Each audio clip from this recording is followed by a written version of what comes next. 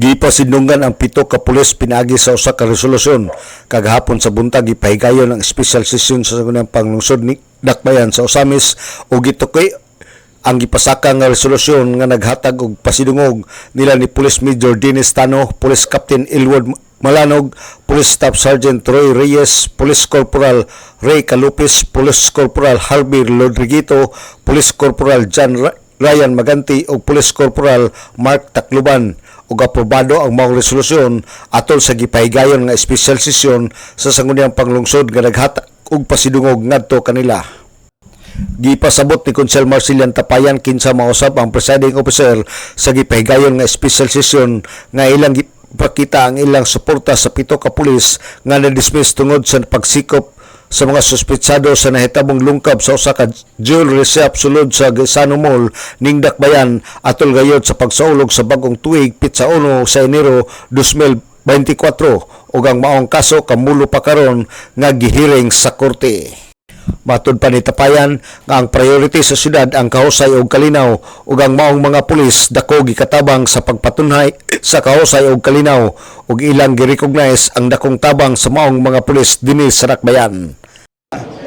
Ang atong Dakbayan, atong mayor, atong vice mayor, atong makonsel ibati sa atong pulisan atong gi-recognize ang ilang role sa syudad. Ano pong palambo sa Angkos Kalinaw kay gikan pa sinutanan ang ato number 1 nga priority sa syudad gikan pa ka Mayor Ando karon congressman na hantud kang Mayor MD karon congressman na og hantud karon sa incumbency karon ni Mayor Sam Numan Pintes nga the first priority sa syudad mao gid ang Kalinaw hapsay Kalinaw sa syudad peace and order mo to atong priority kay ato mang nakita nga ato kalambuan ng Kipangandoy nakaangkala ini nga pundasyon sa maayo nga kausay Kalinaw. So ato recognize nga kini kapulisan na dako ay natabang sa atong syudad. Labi na ilang opisyal nga si Major Dennis Tano nga dugay-dugay na to na himong OICG police sa amin sa deputy nga si Captain Dwight Malanog. Dako katabang sa lakip ng 5 ka pulis nga naapil sa mong kaso nga na-dismiss, no? So ato kapakita nga kani mga pulisa tarong ang trabaho gihimo for the past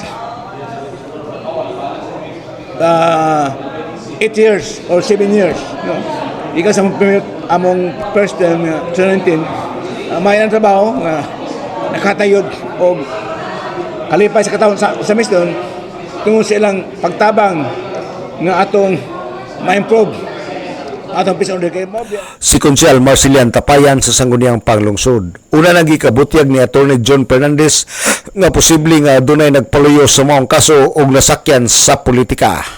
Alang sa DXDD Radio Kampana ang radyo sa simbahan, WD45 Dudong Bargamento, muduyok sa ika-75 nga jubileo sa simbahan sa Archdiocese sa Osamis, Danag, sa Dakbayan.